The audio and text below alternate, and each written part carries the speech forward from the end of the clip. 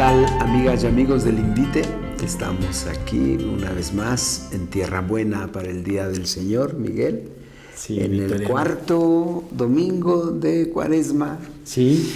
En medio de esta crisis sanitaria también, crisis. aquí en México y en todo el mundo prácticamente, ¿no? Y qué bueno que lo dices, porque la primera pregunta que le hacen sus apóstoles al Señor es ¿quién pecó, él o sus padres? Porque nos toca analizar o evaluar o gozar y meditar el pasaje de San Juan del Ciego de Nacimiento, en el capítulo 9 del Evangelio. Y la pregunta sigue siendo... Y sí, es muy actual, a propósito, porque sí. en nuestros ambientes no es raro que se cuestione o queriendo cuestionar a Dios, ¿por qué nos pasa esto? ¿Por qué Dios permite esto? ¿Por qué yo? ¿Por qué a mí? Porque a mí, si soy tan bueno, si que cumplo con mi diezmo del tomillo y la mejorana, ¿no? Sí, es de verdad un problema en el que necesitamos reflexionar con mayor profundidad. Sí. ¿Por dónde va la voluntad de Dios, no? ¿Qué es el mal? ¿Qué es la enfermedad? Ajá. Son preguntas que difícilmente resolveremos porque han recorrido toda la humanidad entera. Estas preguntas y no tienen una solución filosófica, antropológica. No podemos decir la última palabra. Ni tampoco una solución simplista de así lo quiso Dios y entonces hay que aguantarnos, ¿no? La reflexión va mucho más, necesita ser mucho más amplia, ¿no? Recuerdo mucho cuando el temblor del 85, que muchos predicadores dijeron que era porque en México abundaba el pecado, ¿no? No, yo recurro mucho al pasaje de cuando dice Jesús: ¿ustedes creen que los muertos por la torre que se cayó o por la explosión o por el temblor, ustedes creen que los que murieron son más pecadores que ustedes? Ciertamente que no. Si ustedes no se convierten, les va a pasar algo peor. Les puede pasar algo peor. Y parafraseando este discurso de Jesús, podemos decir: ¿tú crees que cuando te enfermas del COVID-19 eres más pecador? Pues ciertamente que no. Los que se enferman no son más pecadores que uno. Y si no nos convertimos, nos puede pasar algo peor que el coronavirus, que es perder la vida espiritual, ¿no? Y entonces... Sí, pues, y es que me da la impresión, ahora que hablabas, pensé que quizá en muchos sentidos esta idea de, por eso les pasó, por pecadores, para que aprendan, ¿no? Sí. Pues entraña ahí sentimientos de venganza y sentimientos de envidia, ¿no? Pues sí, que les pase y que, ¿no? Que para que aprendan. Sí, como estamos viviendo las personas de mucha talla, populares, políticos, artistas, que se enferman, pues qué bueno que se enferman, como para que aprendan, para que vean lo que nosotros padecemos. Son, ¿no? Humanos, ¿no? Bueno. Sí, pues vamos a ver qué luces nos da. Vamos a leer el Evangelio. Este Evangelio, ¿sí? Si me puedes hacer el favor de leer. Sí. Es largo. A ti y a todos nuestros amigos y amigas que nos ven. En aquel tiempo Jesús vio al pasar a un ciego de nacimiento y sus discípulos le preguntaron: Maestro, ¿quién pecó para que éste naciera ciego, él o sus padres? Jesús respondió: ni él pecó, ni tampoco sus padres. Nació así para que en él se manifestaran las obras de Dios. Es necesario que yo haga las obras del que me envió mientras es de día, porque luego llega la noche y ya nadie puede trabajar. Mientras esté en el mundo, yo soy la luz del mundo. Dicho esto, escupió en el suelo, hizo lodo con la saliva, Se lo puso en los ojos al ciego y le dijo: ve a lavarte en la piscina de Siloé, que significa enviado. Él fue, se lavó y volvió con vista. Entonces los vecinos y los que lo habían visto antes pidiendo limosna preguntaban: ¿no es este el que se sentaba a pedir limosna? Unos decían: es el mismo. Otros: no es él, sino que se le parece. Pero él decía: yo soy. Y le preguntaban: entonces, ¿cómo se te abrieron los ojos?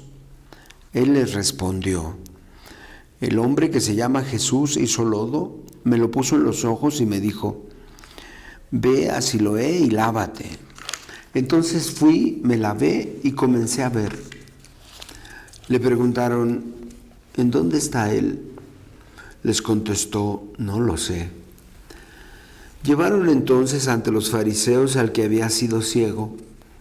Era sábado el día que Jesús hizo lodo y le abrió los ojos.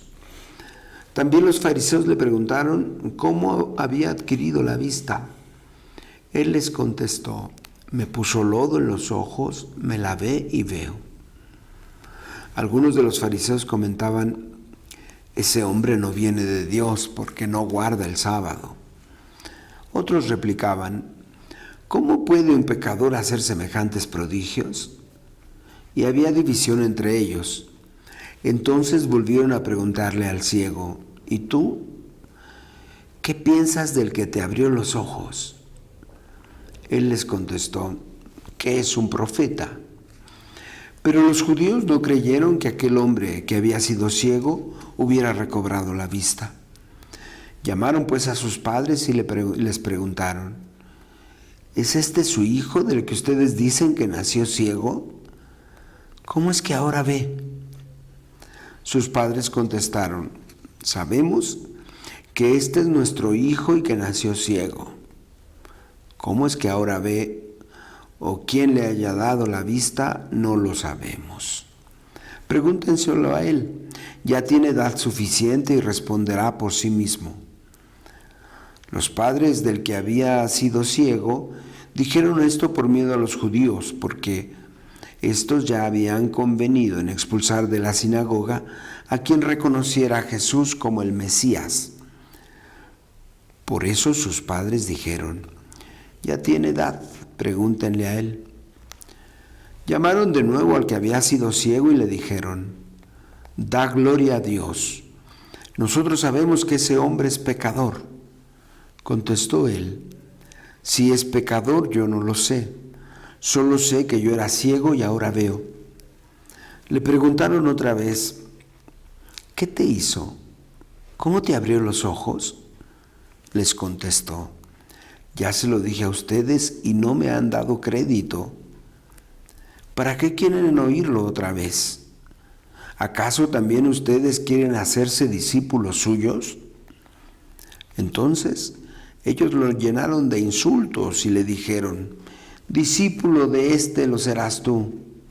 Nosotros somos discípulos de Moisés. Nosotros sabemos que a Moisés le habló Dios, pero ese no sabemos de dónde viene. Replicó aquel hombre: es curioso que ustedes no sepan de dónde viene, y sin embargo me ha abierto los ojos. Sabemos que Dios no escucha a los pecadores, pero al que lo teme y hace su voluntad, a ese sí lo escucha. Jamás se había oído decir que alguien abriera los ojos a un ciego de nacimiento. Si éste no viniera de Dios, no tendría ningún poder. Le replicaron: tú eres puro pecado desde que naciste. ¿Cómo pretendes darnos lecciones? Y lo echaron fuera. Supo Jesús que lo habían echado fuera, y cuando lo encontró le dijo: ¿crees tú en el Hijo del Hombre? Él contestó: ¿y quién es, Señor, para que yo crea en él? Jesús le dijo: ya lo has visto. El que está hablando contigo, ese es. Él dijo: creo, Señor, y postrándose lo adoró. Entonces le dijo Jesús: Yo he venido a este mundo para que se definan los campos, para que los ciegos vean y los que ven queden ciegos. Al oír esto, algunos fariseos que estaban con él le preguntaron: ¿entonces también nosotros estamos ciegos? Jesús les contestó: si estuvieran ciegos no tendrían pecado, pero como dicen que ven, siguen en su pecado. Muy bien. Pues comienzo diciendo que las curaciones en el Nuevo Testamento no son curaciones en sí mismas, no son un relato de curación en sí mismo, sino un símbolo de la curación que Jesús puede estar haciendo en la vida de muchos. Ajá. No es que bien por este ciego que vivió hace 2000 años, que recobró la vista, se murió y tan. Pero este relato de curación nos habla de un proceso de conversión, un itinerario de conversión que se refleja mucho en las afirmaciones del ciego. Y por lo tanto, este relato me parece que es un reflejo de mi vida espiritual, ¿no? Y pues todo comienza con que Jesús se encuentra en el camino a un ciego de nacimiento. Este ciego de nacimiento está en el camino pidiendo limosna. Lo sabemos después por el testimonio de las personas que lo conocen. El ciego está en el camino sin caminar. El ciego está en el camino mendigando, pidiendo. Yo pienso que si me reflejo en este ciego, yo antes de conocer el Señor, pues mendigaba cariño, mendigaba atención. Llega el punto en que extorsionamos a la gente, ¿no? La obligamos a que nos dé de lo que nosotros creemos que nos tienen que dar, sea atención, sea cariño, sea qué sé yo. Entonces, pues me parece que cuando yo era mendigo, pues extorsionaba a los que tenía alrededor. Y esta extorsión pues era muy chantajista, el chantaje emocional que nosotros hacemos para sacarle a la gente lo que nosotros queremos. Es una violencia, ¿no? Sí. Es una violencia. El ciego de nacimiento, por su condición, podríamos decir que hacía violencia a la gente. Y entonces Jesús se acerca y le preguntan sus discípulos: ¿quién pecó, él o sus padres? Existía una teoría muy difundida en el pueblo judío que la bendición se reflejaba en la salud, en la prosperidad, y una persona que estaba enferma y pidiendo limosna era un maldito de Dios. Jesús cambia este concepto radicalmente cuando dice: dichosos los pobres, porque de ellos es el reino de Dios. El mundo se trastorna con la visión de Jesús, pero en este caso estamos viendo el reflejo en sus apóstoles del pensamiento judío. Natural.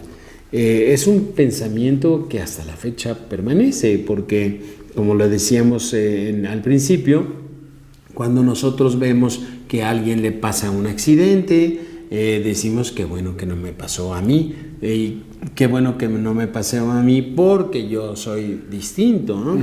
Y cuando nos sucede a nosotros la enfermedad, que nos sobreviene un problema o hay un desajuste en la familia, decimos: ¿qué hice para merecer esto? ¿Por qué a mí? ¿Por qué a mí? Y esta pregunta no tiene solución. Como la pregunta de los apóstoles: ¿quién pecó, él o sus padres? Porque nació ciego de nacimiento. Si hubiera sido que naciera viendo y se hubiera quedado ciego, pues ya se explica mucho por el hecho de que él pecó.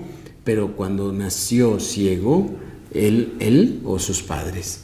Entonces Jesús aclara el problema de la enfermedad, no tiene nada que ver con la moralidad. La enfermedad puede ser una cosa muy objetiva que nada tiene que ver con la moralidad, ni él ni sus padres. Es para que se manifieste la gloria de Dios, se manifieste el trabajo de Dios en la persona. Y entendamos que este ciego nos refleja o nos simboliza a todos los que estábamos en el camino sin caminar, en la vida sin dar pasos, y en la vida sin ruta, porque la ceguera nos produce que nosotros no podamos ver el objetivo final de la vida y entonces estemos como paralizados en nuestra vida. Tal vez estamos en el camino, estamos en la Iglesia Católica porque fuimos bautizados, porque pues, somos confirmados y hicimos nuestra primera y última comunión, pero estamos en el camino, pero sin caminar. Paralíticos, ciegos porque no vemos la necesidad de los demás, no vemos el objetivo del servicio. El objetivo de caminar es un objetivo que nos hace servir a los demás, y entonces la ceguera nos proyecta para adentro. Nosotros estamos siempre ensimismados, siempre, como lo dije anteriormente, extorsionando a los demás. Y entonces el ciego, que ni la debe ni la teme, no pidió nunca ser curado, no le dijo: Jesús, hijo de David, ten compasión de mí, ten piedad de mí, sino pues está como a expensas del destino. Jesús hace saliva, con la saliva hace lodo, lo unta en los ojos. Hay que entender que la saliva en el concepto hebreo era la concentración del aliento, y el aliento era un espíritu de la persona, vital, ¿no? Es un principio vital. Cuando Dios crea al hombre, lo hace con barro y le sopla.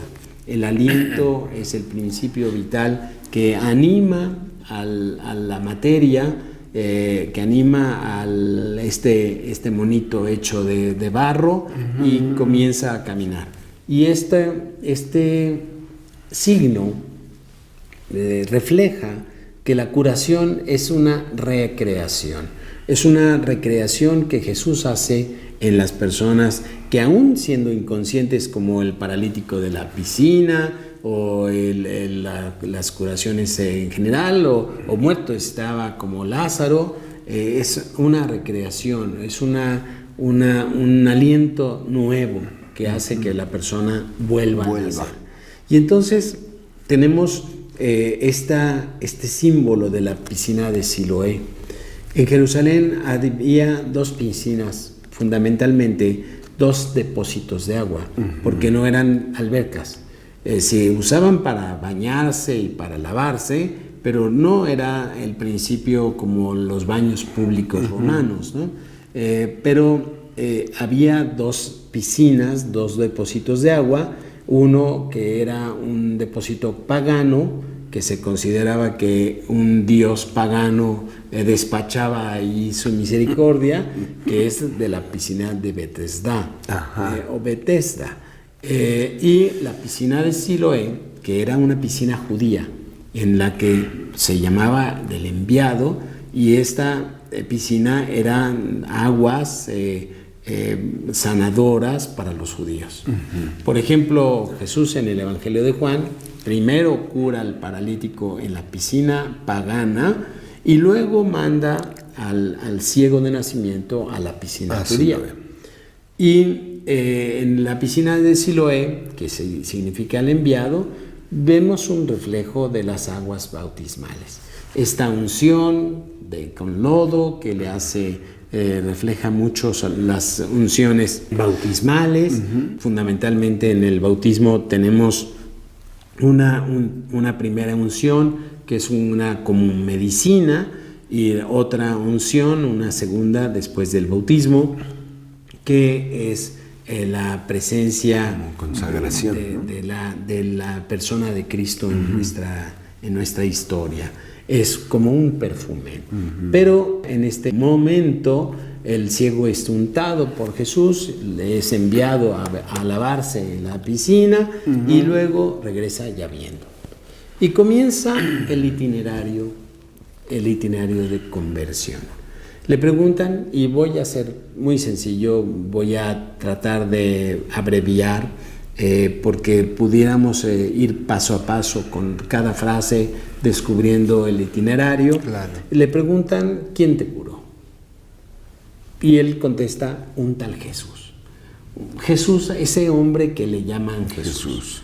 Es la primera respuesta que nosotros damos. El paralítico de la piscina de Bethesda dice, no sé, se me perdió en la multitud. Es decir, Jesús, pues el paralítico no se da cuenta ni quién lo curó. Y el ciego dice, pues no sé, es un tal Jesús, es un tal hombre que le llaman Jesús, no lo conoce. Él lo único que puede apreciar es el efecto que produce en él la acción de Jesús. Y entonces, este es el testimonio de él.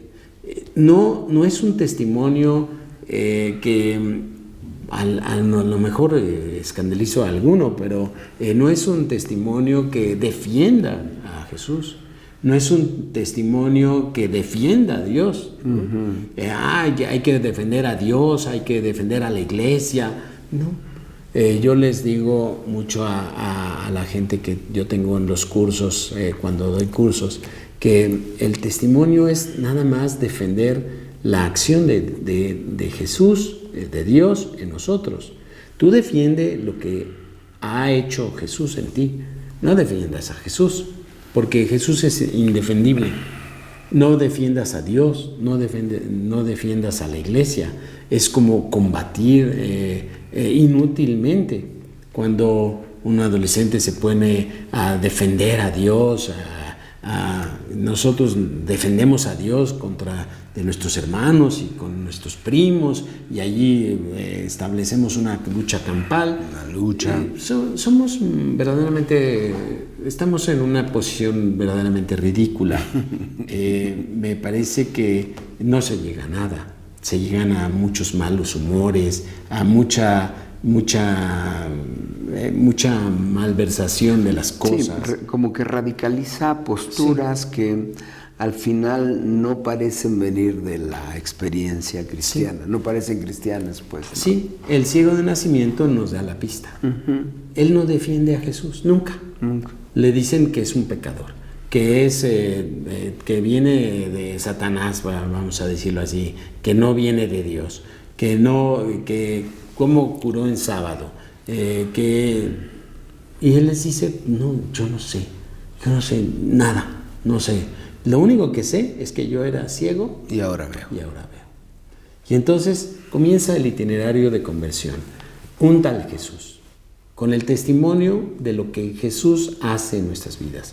Es una tristeza el que mucha gente no sepa a ciencia cierta, porque su religiosidad lo tiene ciego. No sepa a ciencia cierta qué ha hecho Jesús en su vida. Y entonces, pues por eso no podemos decir nada, no podemos ser creíbles, claro. Porque si no sabemos lo que Jesús ha hecho en nuestra vida, no podemos dar testimonio. ¿Cómo vamos a dar testimonio de una religiosidad que pues podríamos tener la que sea? Podríamos creer en los cucutecos azules, o en el chupacabras, o en la Santa Muerte, y es lo mismo. Los umpalumpas. Y es lo mismo que creer en Jesús. Claro. Bueno, desde este punto de vista de la religiosidad, podemos creer en los ovnis. Hasta los espíritus malignos creen que Jesús es Dios. Claro. Lo reconocen, el Hijo de Dios, y los manda a callar a Jesús, porque no es el asunto creer que Jesús es Dios. No es el asunto creer en Dios. Eso podemos creer o no creer. El problema radica en nuestra espiritualidad, en saber lo que Jesús ha hecho en nuestra vida. El proceso de sanación que Jesús ha hecho en nuestra vida. Y entonces iniciamos un proceso de fe, iniciamos un itinerario como el que inició esta persona, que ni siquiera lo pidió, sino que le llegó por pura misericordia. Sí, en la lógica apologética o apologetista, ¿no? Pareciera que Jesús no tiene incidencia en la vida. No. En la vida propia, porque es nada más pues el pleito, y se crea, toda una industria, porque también deja mucha lana. Toda la cuestión de estarse peleando. Ajá. Y de estar defendiendo la fe y defendiendo a Cristo Jesús y defendiendo. Y tachando a los demás de Satanás y de endemoniados. No me distancio del texto. Así acusaron al ciego. Pero el ciego daba otra respuesta. No era una respuesta filosófica, o no era una respuesta teológica, no era un combate, no era enemistarse con ninguno. Los otros hicieron el pleito, el ciego no. El ciego estuvo en la idea de no hacer pleito. Los demás hacían pleito, pero el ciego no. Y afirmando, no sé si es un endemoniado, no lo sé, pero que yo era ciego y ahora veo. Eso es el testimonio que yo doy. La segunda respuesta, cuando llaman a sus familiares, llaman a sus familiares porque había una disyuntiva, ¿es o no es? Igual que cuando nosotros estamos en el proceso de Jesús, de la vida en Jesús, somos los mismos, pero ya no somos los mismos. La gente se sorprende y la gente se ríe un poco. Déjalo, está en la luna de miel, está en sus 10 minutos de fariseo, de piadosito, de santito. De santito. Ajá. Entonces, a ver cuánto le dura, ¿no? Ahora, lo trágico es que es en nosotros mismos, pues, este mismo ambiente, ¿no? Sí. Que necesitaría propiciar este proceso. Ajá. No, el ambiente religioso, el religioso no tiene en cuenta la conversión. No. La conversión se da en las pequeñas comunidades. Allí estamos en el esfuerzo, siendo honestos con nosotros de ser mismos, auténticos, de ser congruentes. Las personas que nos rodean, la amistad que nos rodea, nos hace descubrir los fallos y los errores y las luchas. Y entonces se entiende de otra forma. Claro. Cuando nosotros entendemos esto como pues ya se convirtió en santito, ya se cree el perfecto, el pluscuamperfecto. Esto no nos hace bien porque es fruto de un ambiente superficial, ¿no? Sí, muy lejano. Sí, y creo muy que lejano del Evangelio, ¿no? Creo que dices una verdad muy importante a propósito de la comunidad, ¿no? Sí. Una comunidad que es más a la medida humana, ¿no? Ajá, donde puedo reflejarme, confrontarme, apoyarme, sentirme también exigido, sincerarme, llorar y reír, llorar con el que llora y reír con el que ríe. Y esa experiencia en nuestra vida es importantísima porque pues te alimenta de otra manera, no es lo mismo que estar ahí con la masa, ¿no? Que estar con los que los íntimos. Partes el pan y abres el corazón y dices, a mí me pasa y hoy no sé ni para dónde voy, o hoy estoy feliz por lo que Dios hace en mi vida. Es decir, el dinamismo de la fe es otro, ¿no? Así es, no así de la apariencia. Así es. ¿No? ¿Te acuerdas cuando comenzamos este canal? Hace año y cacho. Año y cachito. Decíamos que lo empezábamos no como llaneros solitarios, que íbamos a compartir la fe.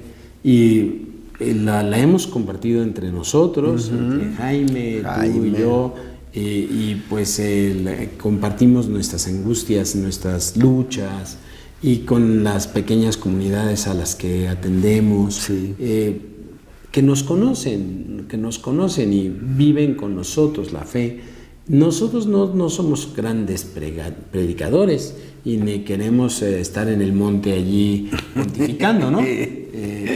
Yo pienso que compartir el Evangelio es compartir la curación que Jesús está haciendo en nosotros, el itinerario que todavía no acaba. Es afirmar lo que Dios va haciendo en nuestra vida, cómo nos va convirtiendo, cómo va sanando las heridas que nosotros mismos muchas veces nos provocamos, cómo dinamiza, ¿no? Sí. Al ciego de nacimiento le mandan traer a sus papás y le dicen, pues este es nuestro hijo, como ve, no sabemos, pregúntenle a él qué edad tiene, ¿no? Y cuando le preguntan otra vez, ¿qué dices tú? Porque es una machacona la insistencia, ¿no? ¿Qué dices tú? Pues que es un profeta. Ya no es un tal Jesús, ya es un profeta. Va madurando su fe. Un profeta es un hombre de Dios. Un profeta es una persona que interpreta la historia con la palabra de Dios. Y entonces lo cataloga o lo ubica como una persona de Dios, una persona que sabe interpretar la acción de Dios, la historia a los ojos de Dios. Y entonces pues le dicen, no, pues por supuesto que no. No, ¿cómo va a ser un profeta? Nosotros sabemos que es un pecador. Por supuesto que nuestro criterio es que una persona que actúa en sábado es un pecador. Hay que entender que los judíos pensaban que Dios sí actuaba en sábado, sí creaba, porque la circuncisión era en sábado. El nuevo nacimiento, el pueblo de Dios, al pueblo de la alianza, se realizaba en sábado.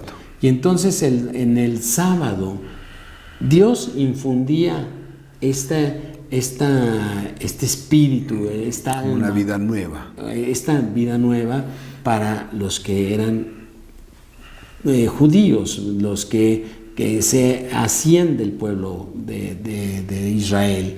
Entonces los judíos sí sabían que Dios actuaba en sábado, pero esta prohibición llegó a un extremo, la prohibición de que no se trabajara en sábado, llegó al extremo de la tortura, ¿no? Del sinsentido, a pesar de que ellos consideran hasta hoy que Dios actúa en sábado.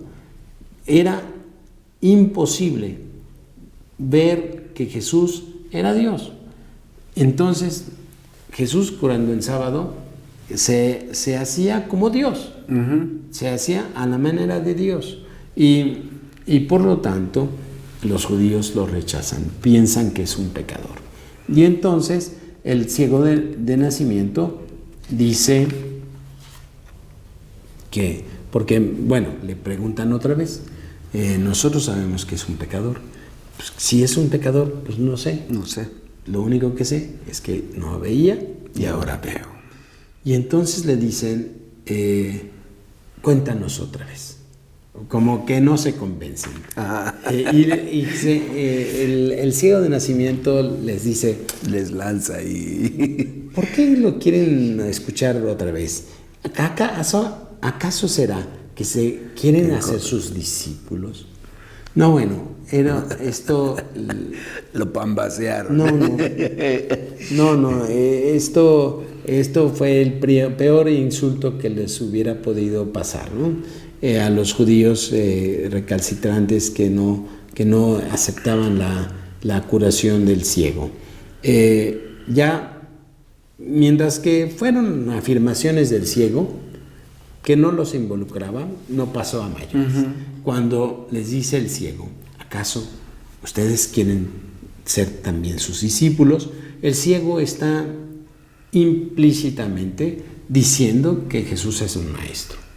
Ya no es un tal Jesús, ya no es un profeta, nada más, sino es un maestro, un rabino, al que hay que imitar, hay que seguir. Los maestros de Israel no eran tan solo hombres de Dios que decían la verdad. Yo me acuerdo mucho del póster de los años 70 de Se Busca, ¿no? Jesús de Nazaret, un rebelde, con las melenas y los ojos güeritos, y se busca. Recompensa, la eternidad. La vida eterna, ¿no? Ese es el profeta, es el hombre de Dios que hasta cierto punto es un rebelde. En el caso de Jesús con causa, en el caso de otros muchos sin causa. Pero ya declararlo rabí, o declararlo maestro, es para hacer lo que él hace, para tenerlo como una guía. Modelo para nuestra vida. Es una guía no solo porque te indica el camino, sino que te indica lo que debes de hacer para alcanzarlo. Y entonces es un profeta y luego es un maestro. Y a los judíos de la época, pues esto les sonó a un insulto. Y entonces lo llenaron de insultos y lo corrieron. Habrá que trabajar mucho más las frases. Y pues son muy interesantes las frases de contestación del ciego, pero no nos da tiempo. Y entonces lo corren. Este es una experiencia que la comunidad cristiana tuvo en la primera persecución. La primera persecución de la iglesia fue la persecución hecha por el pueblo judío, por las autoridades judías que corren a los cristianos de las sinagogas y de las ciudades. El cristianismo salió de la ciudad. Las murallas de la ciudad de Jerusalén eran como la protección de Dios, ¿no? La protección. Adentro era todo bueno, afuera todo lo malo del mundo, ¿no? Entonces, correr a los cristianos de las sinagogas y de Jerusalén, de la ciudad, era que estaban expuestos a cualquier inclemencia del tiempo y a cualquier inclemencia de la sociedad, ¿no? Entonces el ciego se encuentra fuera de la ciudad y Jesús lo encuentra y le dice: ¿te han corrido? ¿Sí? ¿Crees tú en el Hijo del Hombre? Y él contestó: ¿quién es Señor? Señor. Para que yo crea. Señor es como, para nosotros Señor es un término cualquiera, ¿no? El señor Victoriano, o el señor Miguel, o don Ramón, o el señor que toma a don Pedro. La palabra Señor refleja... Bueno, se ha vanificado, ¿no? Sí. Ya todo el mundo se señala. Sí. ¿Cómo se llama? La señora Gloria Rodríguez, ¿no? Sí. La señora. Sí. Lady. Sí, ahora son los ladies. Los lords. Y los lords. Dios los ampare. Pero antiguamente, Señor era un título que se le daba únicamente a Dios. Porque cuando en las escrituras los hebreos o los israelitas encontraban las 4 letras del nombre de Dios que nosotros traducimos como Yahvé. Cuando los hebreos encontraban estas 4 letras, cambiaban el nombre de Dios por Adonai, el Señor, el Eterno. Entonces, ¿quién es Señor? Para que yo crea en Él. Es una manifestación de una llegada a una madurez espiritual que te hace inconscientemente o conscientemente sentir a Dios, a Jesús, no como un tal Jesús, ni siquiera como un profeta, ni siquiera como un maestro que hay que seguir, sino como Dios, como Dios. Es el Señor. Es el Señor. Vaya esta progresión, ¿no? Esta progresión. Llamamos un itinerario de conversión. Y entonces, en este itinerario de conversión podemos encontrar nuestro sitio. Por ejemplo, pues yo comencé en el camino de los cursos bíblicos, pues no me importaba, ya estaba muy inconsciente. Pues, un tal Jesús. Ya poco a poco me fui sorprendiendo de su persona y me pareció un profeta, me parecía alguien que me decía la verdad, como la samaritana. Alguien que me hace que me ha dicho todo lo que he hecho. Todo lo que he hecho, mi historia personal. Y entonces, un profeta. Y luego me di cuenta que era un maestro. Bueno, no puedo decir que estoy en el grado de sentirlo mi Dios, mi Señor, mi Rey, porque pues mis actos reflejan lo contrario. Implica... Mi Señor, ya, obviamente que yo espero decirlo algún día. No puedo decir de dientes para afuera, pero saber que Jesús es mi Señor o considerarlo mi Señor es como una serie de implicaciones que todavía no están hechas en mi vida. Entonces yo espero, obviamente, que la muerte me puede sobrevenir antes, y yo espero que el Señor le ponga el resto, lo que le falta, lo que me falta, o lo que me faltará para decir: Señor, eres mi Señor, eres mi dueño, yo hago exactamente todo lo que me mandas y no hago otra cosa que lo me mandas. Y entonces la afirmación del ciego, ¿quién es Señor? Para que crea en Él. Y el Señor le dice: pues aquí estoy, soy el que te habla. Yo soy yo. Es como una manifestación de su divinidad, porque recordemos que la palabra Yahvé significa yo soy el que soy. Y entonces el ciego no se atreve, o el que había sido ciego, no se atreve a darle el título de Yahvé, porque es un atrevimiento muy grande, pero le dice Señor.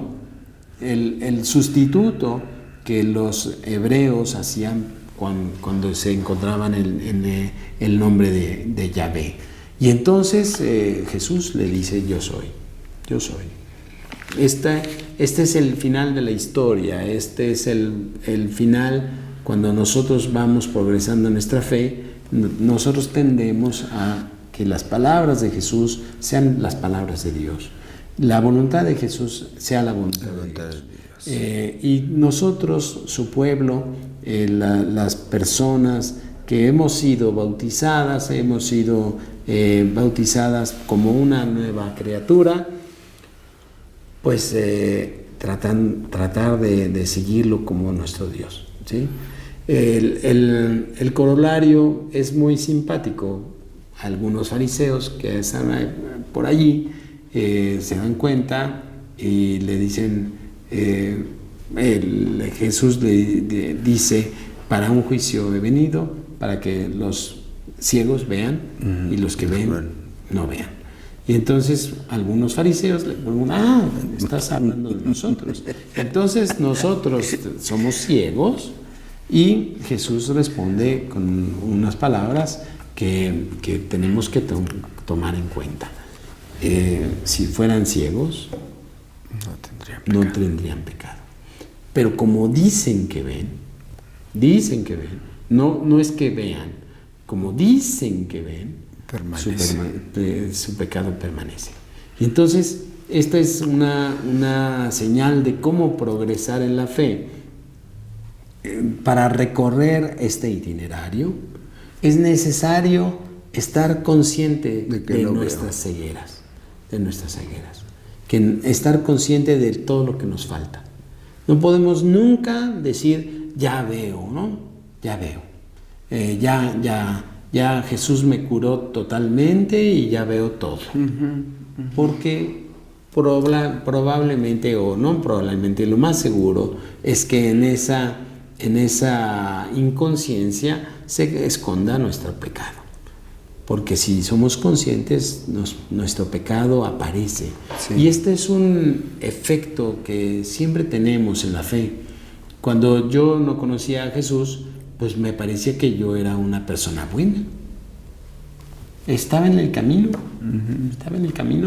había sido bautizada, pues era una persona que procuraba vivir bien, no mataba, no robaba. ¿Ibas a misa? Iba a misa los domingos, aunque no me gustaba, pero iba a misa. ¿Ah, sí? Sí, tremendo. Sí, mis papás me obligaban. Pero a mí me parecía que estaba bien. Cuando comencé a escuchar la palabra de Dios, me sentí como en retroceso. Me sentí que yo no era malo, ya era malo. Yo no era envidioso y pues resulta que ya era envidioso.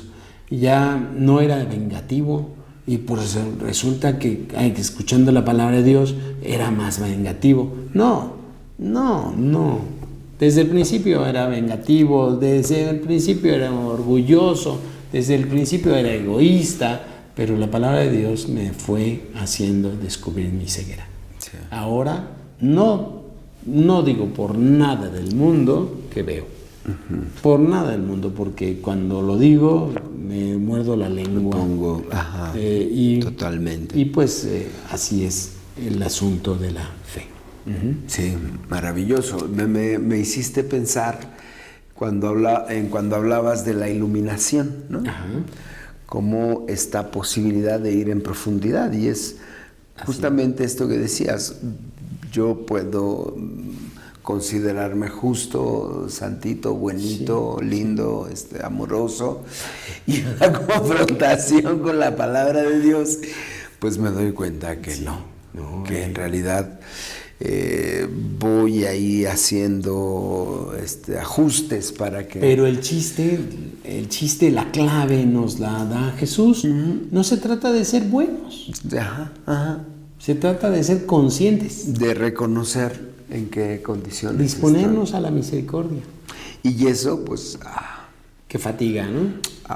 Tenemos que trabajarle mucho. Tenemos que trabajarle mucho y bueno, nos toca vivir una cuaresma toda particular con esta pandemia a nivel mundial, ¿no?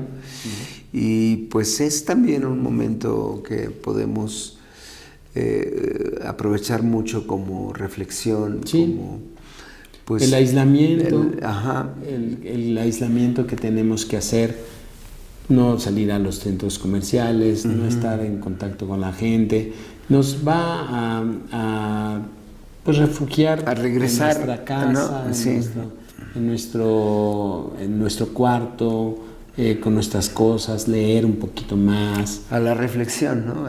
Platicar con los niños. Con los hijos, con la esposa, con el esposo.